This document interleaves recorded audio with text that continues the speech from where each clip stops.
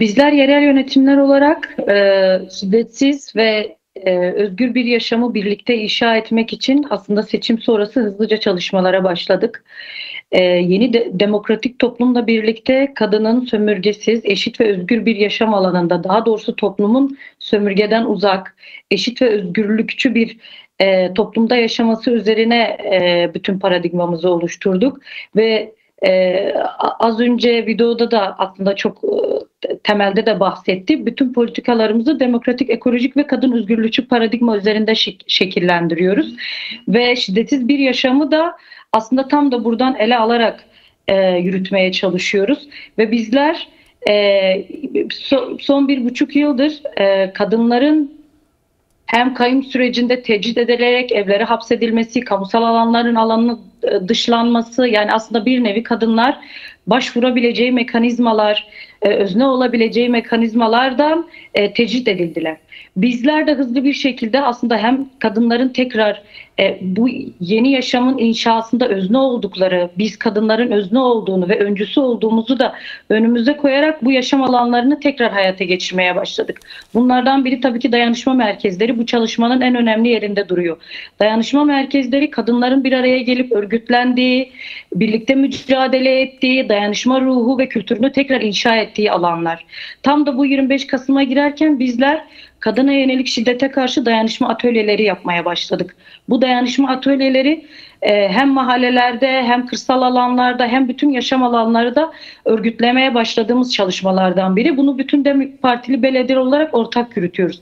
Ve bu çalışmanın bir ayağı da sözümüz bitmedi, şiddeti birlikte durduracağız kampanyası. Ve bu kampanya birlikte biz bu atölyelerde toplumsal cinsiyetçiliği, kadına yönelik şiddeti ve en önemlisi bu toplumsal cinsiyetçilik ve kadına yönelik şiddete karşı mücadele mekanizmalarımızı birlikte tartışıyor. Yeni mücadele mekanizmalarımızı aslında birlikte örgütlüyoruz. Tam da bu noktada aslında dayanışmanın bir öz savunma olduğunu da hatırlayarak mahallelerde ve köylerde kadınlarla birlikte bunu tartışıyoruz. Aslında biz yeni yaşamı birlikte inşa ediyoruz. Ve yerel yönetimler olarak attığımız her adımda kadınlar için değil, kadınlarla birlikte bunu inşa ediyoruz ve yerel yönetimin belki de en önemli ayağı bu yerelden örgütlenme ve bu yerelden örgütlenmeyle birlikte yeni yaşamı birlikte inşa etme. Ve biz şunu da çok net altını çiziyoruz.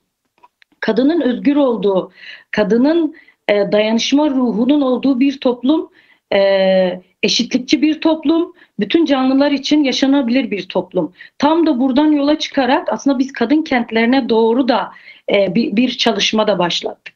Bu kadın kentlerine doğru dediğimiz mesele zihniyetle, erkek egemen sistemle inşa edilmiş kentleri kadının etik estetiğiyle, zekasıyla, vicdanıyla ve bakış açısıyla tekrardan inşa etmek.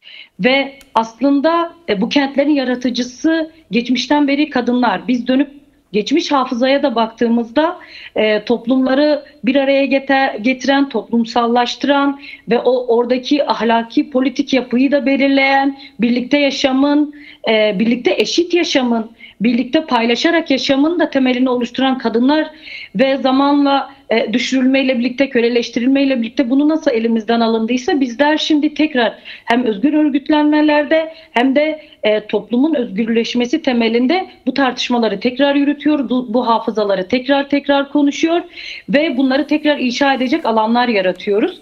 O yüzden bu 25 Kasım kampanyanın da ikinci yılına girdik ve yeni bir evreye geçtik. Biz geçen son bir yılda bu kampanya ile birlikte hem yeni açılan kurumlarımız, yani kamu sürecinde kapatılan kurumları tekrar aktifleştirdik, hem de kamusal alanda kadınlarla buluştuk. Parklarda kadınlarla forumlar yaptık ve orada kadına yönelik şiddete karşı dayanışmanın önemini konuştuk kadınlarla birlikte.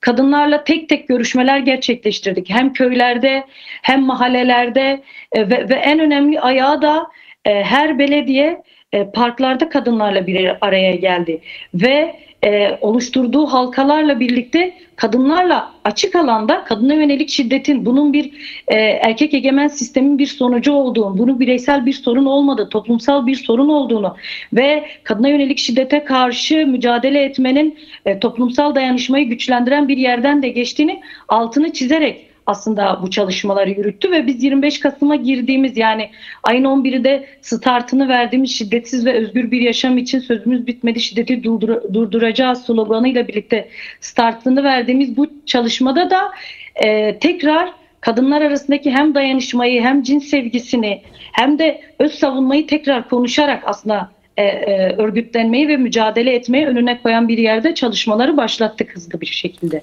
Evet, siz de belirttiniz, aslında 25 Kasım'a giderken DEM Partili belediyelerin de şiddete karşı tutum belgelerini imzaladı. Belediyelerin Kadın Politikalar Müdürlüğü de yoğun çalışmalar yürütüyor bu süreçte. Bu çalışmalarda sizin edindiğiniz gözlemler, sonuçlar ve çözümler nelerdir? Bizden partili belediyeler olarak aslında geçmişten de yani kayyum süreci öncesi de toplumsal cinsiyete dayalı şiddetle mücadele tutum belgemiz vardı ve bir şekilde biz bunu belediyelerde uyguluyorduk. Ama bu yeni dönemde hem yeni şiddet biçimleri her gün güçlenerek devam ediyor ve buna karşı erkek egemen sistem de bu saldırılarını pekiştirerek devam ediyor. Fakat kadın mücadelesi de durmuyor, örgütleniyor ve buna karşı mücadele ediyor. Bizler de DEM Partili belediyeler olarak toplumsal cinsiyete dayalı şiddetle mücadele tutum belgesini bu ay bütün meclislerden geçirdik. Bu tutum belgesiyle birlikte aslında biz politik bir mesaj da veriyoruz.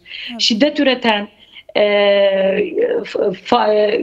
hem çalışma ortamları hem şiddet failleriyle birlikte bir politika üretmeyeceğimizi söylüyoruz. Çünkü yerel yönetimler politikanın merkezinde olan yerlerdir. Toplumsal değişim dönüşümü en temelde yaratan mekanizmalardır. Doğal olarak şiddet üreten, şiddetsiz bir yaşamın karşısında şiddet uygulayan politika zihniyetle yol yürümeyeceğimizin en net çizgisidir aslında bu tutum belgesi. Bu hem belediye içerisinde şiddet üreten hem de yaşam alanlarında şiddet üreten, sokakta şiddet üreten, ev içinde şiddet üreten, çalıştığı ortamda şiddet üreten hiçbir zihniyetle çalışılmayacağını ve politika üretmeyeceğinin en net ortaya koyan belgesidir ve bu Türkiye'de belki de özgün olarak hazırlanan bir belgedir ve bütün DEM Partili belediyeler bunu taahhüt ederek çalışmalarını devam ettiriyor. Bu da bizim aslında kadın mücadelesinin, özgün örgütlenmenin de bir sonucu ve bir mücadele yöntemidir. Çünkü biz temelde kadın özgürlükçü bir perspektifle politikalarımızı üreteceğimizi söylüyoruz belediyelerde ve şiddet üreten hiçbir dili, eylemi kabul etmeyeceğimizi beyan ederek aslında bunu topluma beyan ederek başlıyoruz. Çünkü şuna gerçekten inanarak çalışmalarımızı yürütüyoruz.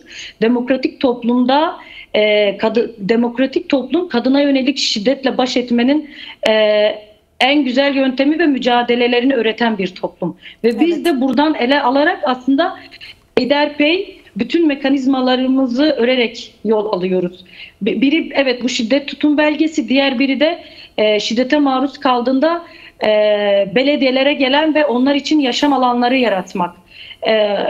Özgür yaşam alanlarını yaratmak. Az önce dayanışma merkezlerinden bahsettik. Evet, tekrar şiddetsiz bir yaşam kurmak isteyen kadınlar için de hem yaşam alanları yaratmak hem de ekonomik olarak şiddete maruz kalan kadınlar için de belediyeler üretim grupları kurmaya başladı. Ve kadınlar bir araya gelerek aslında rekabet içinde değil, dayanışmacı bir perspektifle o dayanışma kültürü ve ruhunu tekrar canlandırmak üzerine birlikte üretiyorlar.